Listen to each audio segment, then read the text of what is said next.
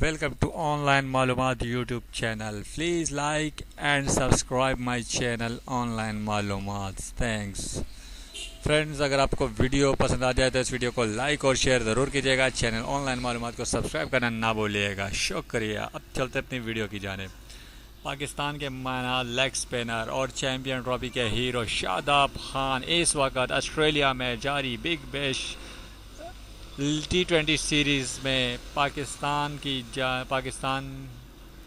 Pakistani player होने के नाते ब्रिस्बेन हीट की नुमाइंदगी कर रहे हैं. ब्रिस्बेन हीट इस वक्त शादाब खान के एक्सपीरियंस से बहुत ही ज़्यादा फ़ायदा उठा रही है और शादाब खान अपनी बेहतरीन बॉलिंग से ब्रिस्बेन हीट के लिए विकेट ले रहे हैं. जी हाँ, पहले मैच में शादाब खान ने बेहतरीन बॉलिंग करते हुए 41 रन के और 2 विकेट हासिल किए. दूसरे मैच में 17 विकेट के और 2 विकेट, जबकि तीसरे मैच में 27 रन के एवज 2 विकेट हासिल किए हैं.